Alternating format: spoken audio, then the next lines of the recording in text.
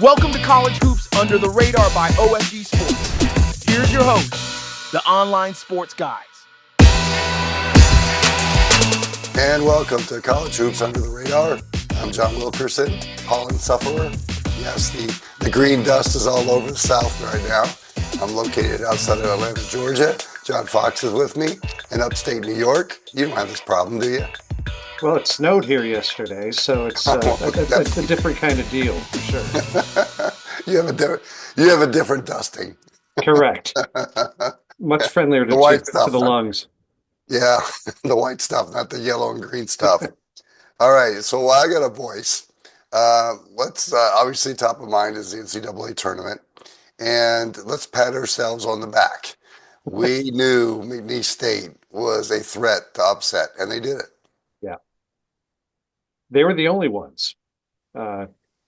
What's interesting about this overall is that the ratings are high and the big conferences dominate. Yeah. So it's hard to imagine that the powers that be would want anything else going forward.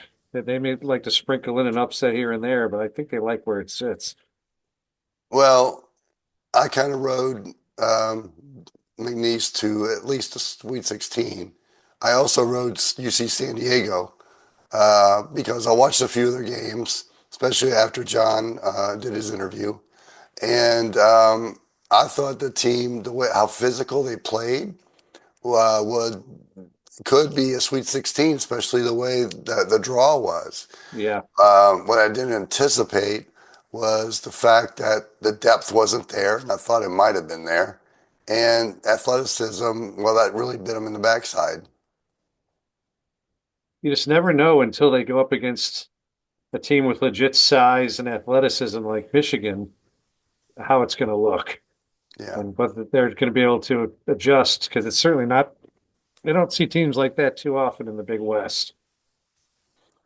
No, they don't. And of course, the pleasant surprise in the tournament, at least for me, is that team over my shoulder. Yeah. And I got to stay up late on Thursday night to watch them against Texas Tech.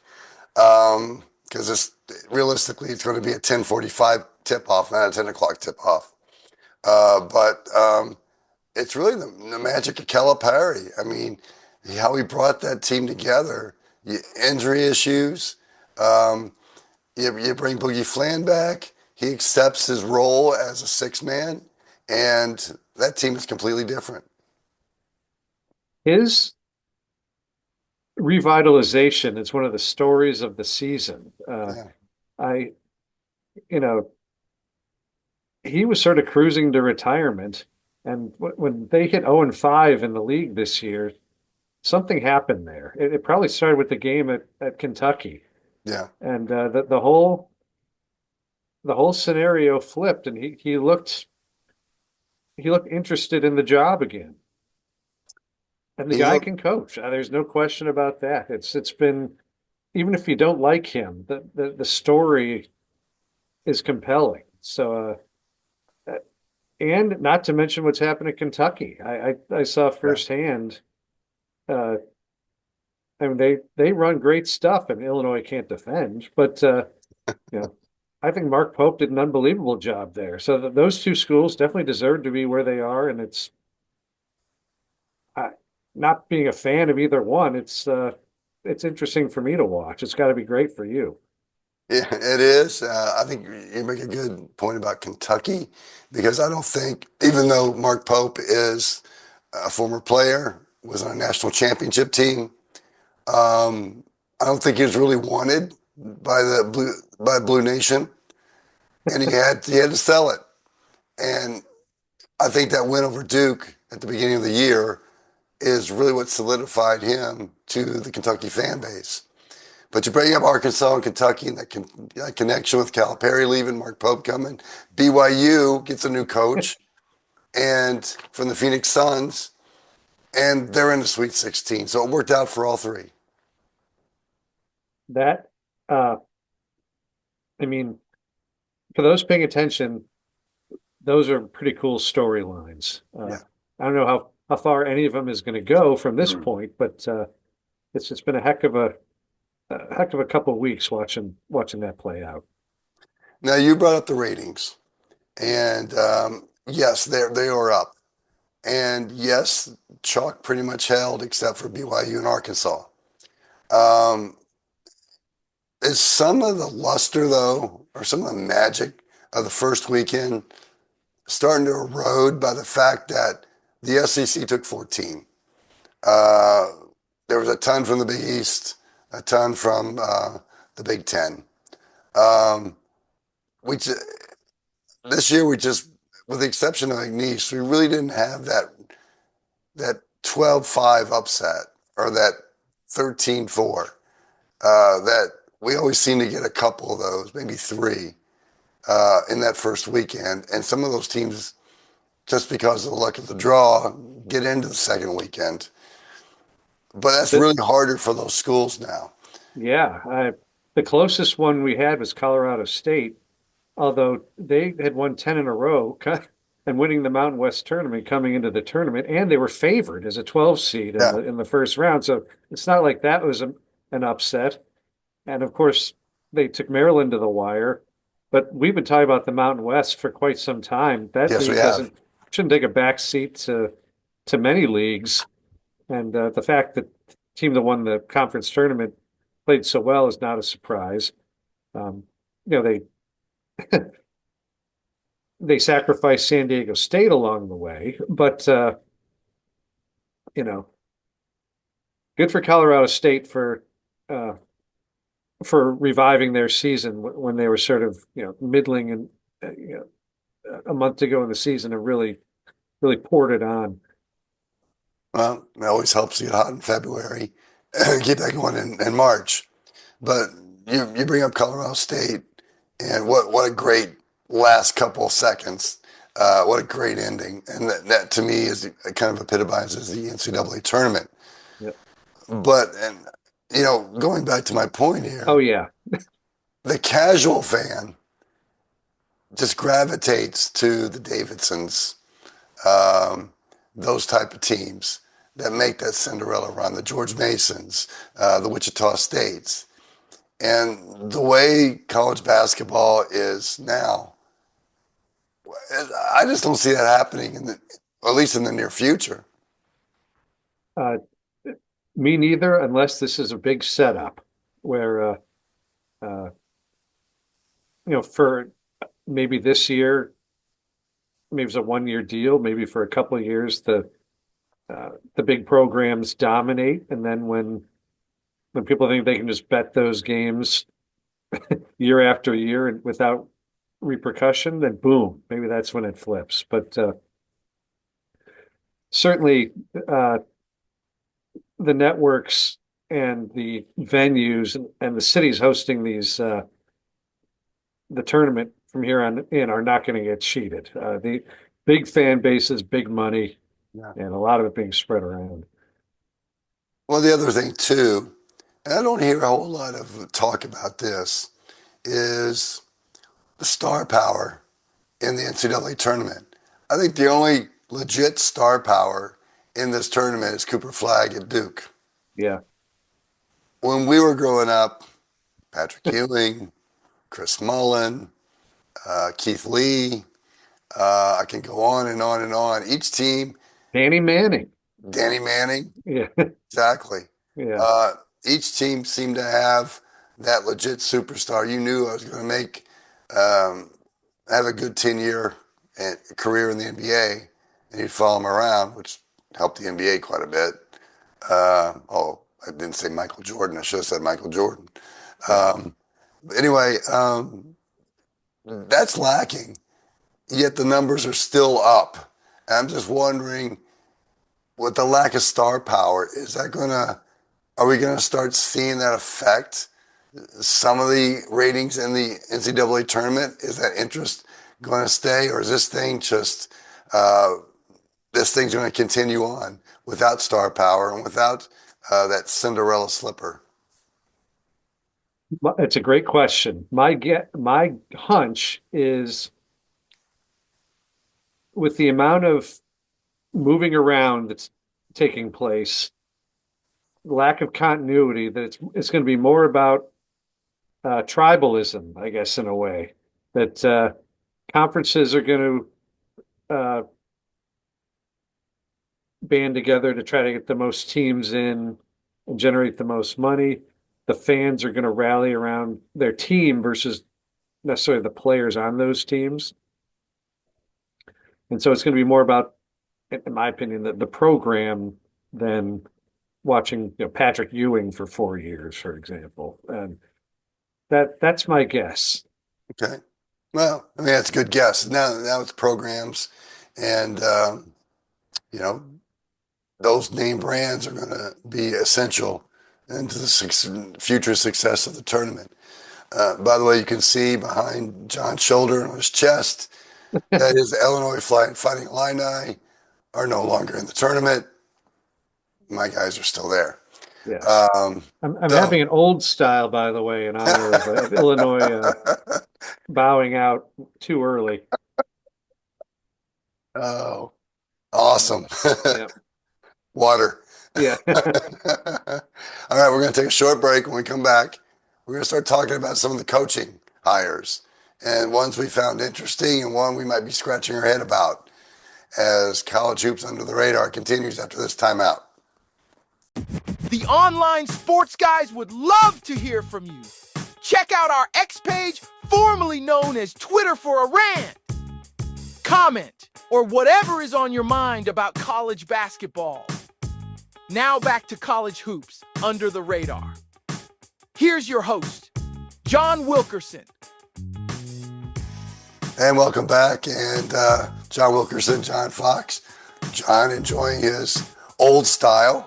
You can't take the Illinois native out of Illinois without an old style. The best case that $14.99 can buy. Well, there's been some coaching changes, several in college basketball, and we're not done yet.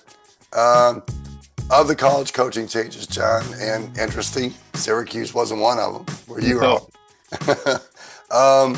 What one stands out to you?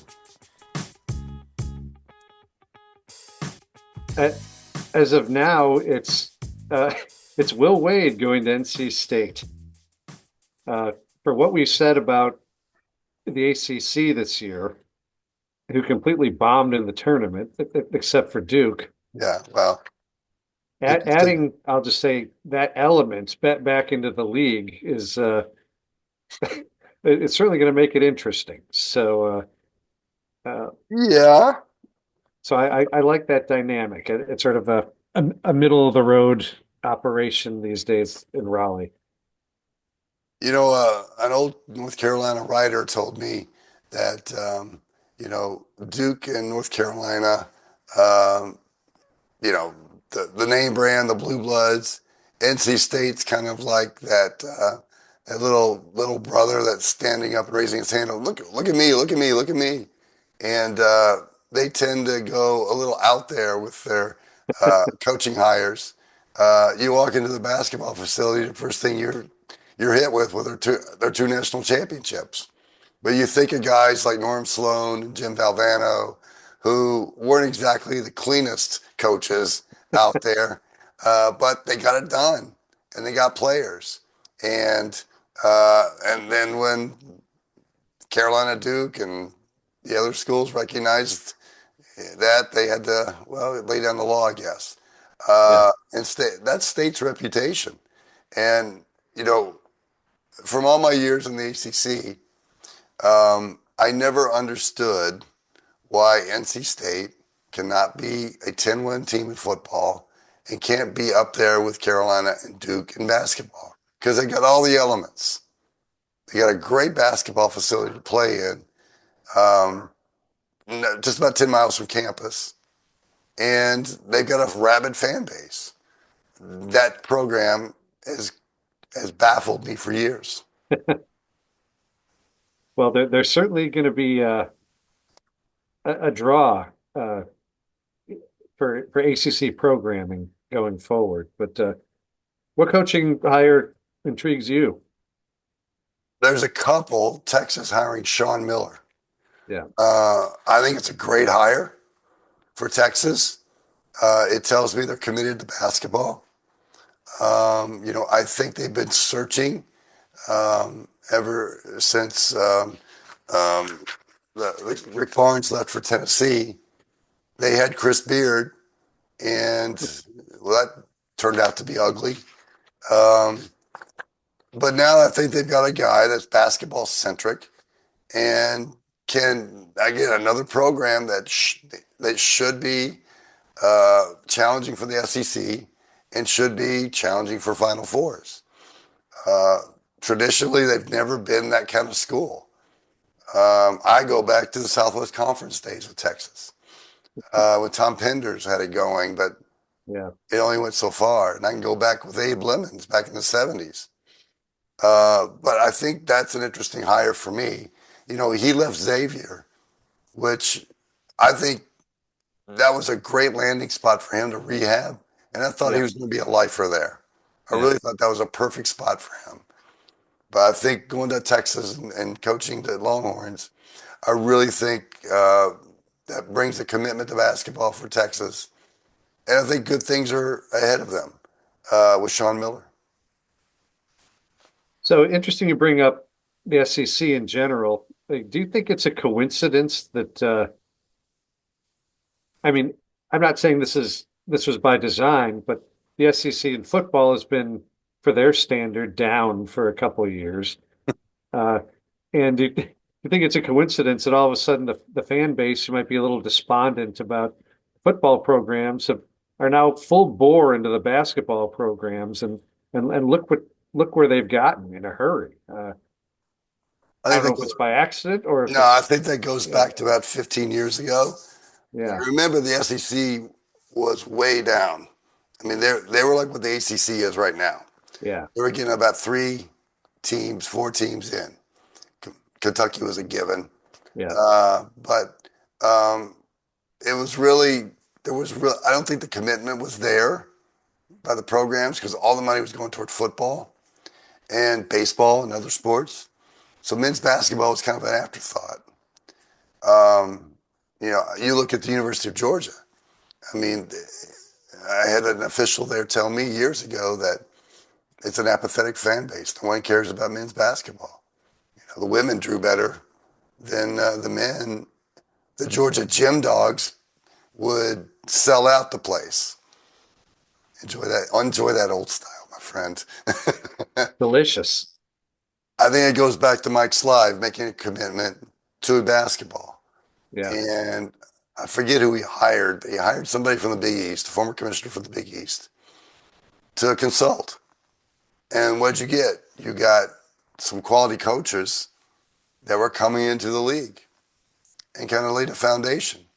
And now you've got these hot young coaches and some older ones with a reputation that have come into the league, brought the players in. Money's obviously there. And now it just worked out to this year. I go back to the mid 1990s, early 1990s when Arkansas joined the SEC. Yeah. The big reason I think Arkansas got into the SEC was their basketball program. And the SEC, Roy Kramer at the time, wanted a nemesis for Kentucky. And in that first SEC tournament in '92, and I was there in Birmingham, Kentucky was used to ruling the roost at the SEC tournament, and they would buy up several thousand tickets. They weren't expecting this red wave of Arkansas fans coming to Birmingham in '92, and I was there witnessing it, and it was quite an eye opener for them. And for about 3 years, it was like that. Their matchup was always on Super Bowl Sunday. Wow. The '95 SEC tournament championship game final at the Georgia Dome was the highest level right there. It was Arkansas and Kentucky, defending national champions Arkansas with the same team back against Kentucky. Kentucky ended up winning the game, but there was 20, 30,000 in the Georgia Dome. And that was what they wanted. The SEC wanted that matchup every time, and the Georgia Dome filled. And then Arkansas had a drop off. Rick Pitino took Kentucky on to national titles before he went off to the Boston Celtics. And Tubby Smith took over and kept winning. And Arkansas went through a dry spell. Nolan Richardson left, and they just never recovered. So I think that was the start of it. But now, 15 years ago, they decided to make a commitment to basketball. And now you're seeing the fruits of that labor. And I think they're going to be a viable basketball league for years to come. My question is, will the fan base accept being in basketball schools as well? Because in the Big Ten, you got both. Yeah. That's what I love about the Big Ten. The men's basketball programs matter as much there as the football programs. In the SEC, it's football. But now we're starting to see the men's basketball. Will the fan base follow that? And I think that's now the next thing with the SEC. Is that, it was used to considered a derogatory phrase if you're a basketball school. Kentucky accepted it, Yeah. but that's kind of how I see the SEC evolving now.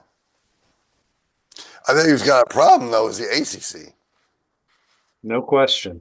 And another hire I really like is Ryan Odom going to Virginia. I think that's a great hire. Yeah. His dad was an assistant there, Dave Odom, with Terry Holland. He went on to have success at Wake in South Carolina. Yeah. I think that's the start of a rebuild in Virginia. I think he's a perfect fit there. Yeah.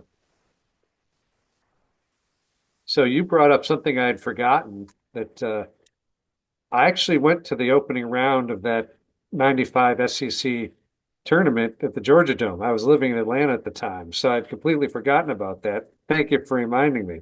Incredible atmosphere. I totally agree.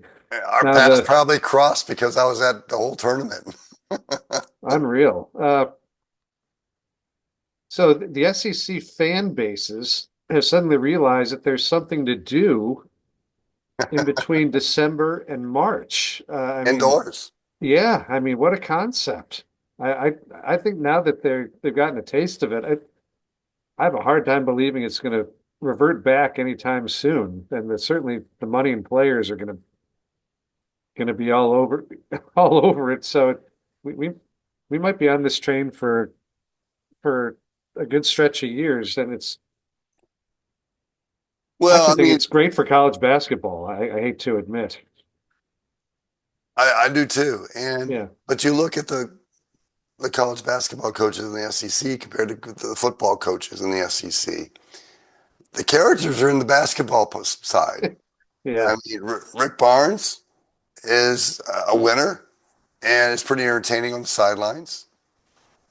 Bruce Pearl, Nate Oates, who I wonder if he's paying royalties to Wimp Sanderson with his plaid jackets. Yes. John Calipari. Um, Now you got Sean Miller in the league. Yeah. You've got some real characters that are very TV savvy. And football wise, you really got some duds out there. But again, doesn't matter. Football's king in the South, which is Yeah. great. That's what we love about it. But the characters are in the basketball side, and they're winning. It's the way the committee set up the tournament, having of the 16 teams, seven SEC, four from the Big 12 and Big 10 and Duke. That's pretty much the way they drew it up. And Yeah. the matchups, I mean, it's hard to imagine. I think they have a good idea who the Final Four is going to be. Yeah.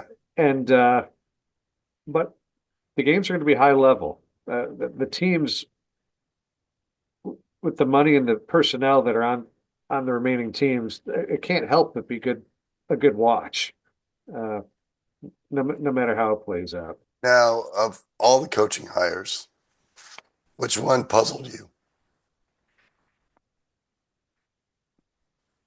I'm not a big fan of Richard Pitino. I'm not sure why. I mean, he did a good job at New Mexico, and he's known as a player's coach, and of course he has his dad. But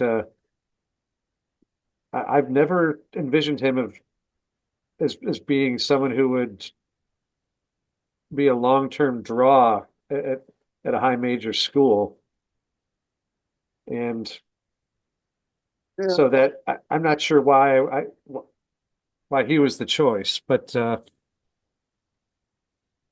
that's off the top of my head. That's my number one. How about you? Um, Probably Darren DeVries at Indiana. Um, he had a great deal of success at Drake. And by the way, if you're a Drake head coach, you're going to get a big paycheck Yeah. because Ben McCollum has left for Iowa. But Darren DeVries started there, went to West Virginia, didn't make the tournament. You know, obviously Indiana is one of the blue blood programs in college basketball. What I've read, there's a lot of political um, wrestling going on within that fan base and within that program. Um, and has he won without Tucker, his son? That's the thing. Can he get the caliber players? They promised him several $1 million in NIL. Look, I think he's a good coach, but Indiana has a whole different ball game. Yeah. And yeah, he wanted Drake. He had a good year at West Virginia, but Indiana is a whole different thing. And um, I hope he gets the players with the NIL fund. I hope he has success, but that one kind of puzzled me a little bit. I think they'd go for a bigger name, um, somebody with success, because I think you got all the money in the world to pay for a basketball coach. Um, the one coaching hire not made yet is Villanova. And we all Yeah. know that Kevin Willard's going to be that job. Yeah. So how is poor Maryland? The Crab Five is having to deal with that, and they're a great story.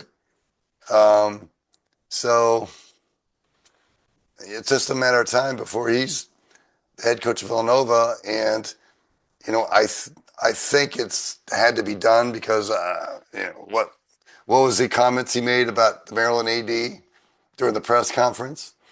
It just sounded like to me that that relationship was soured to the point where going to Philly and coaching the Wildcats and it's a great move. Oh, Villanova, I mean, with no real football budget and some rich alumni, that's going to be well funded. I think you talked about the Big East. Uh, the top half of the Big East is really good. If the bottom half catches up at all, that's going to be a real brutal league top to bottom. But talking about the Big Ten jobs, I know that when Illinois went through a rough patch, these Big Ten jobs, whether it's Maryland, Indiana, Iowa, they're the competition in that part of the country for players and uh, the the scouting in the league. I mean, it's tough to overtake teams. I agree with you. And there are a lot in these with these fan bases. You have to have a strong personality to deal with it. If you're passive at all, I just don't think it really works. That's why Bob Knight worked well in Indiana. Yep. And I don't know if Darren DeVries has that type of is brazen enough to deal with the Indiana fan base. We're going to find out. But they were All number one in the league in NIL money for basketball, and we'll see if it pays dividends for him in year one. right. So in the remaining minutes, who's your final four? So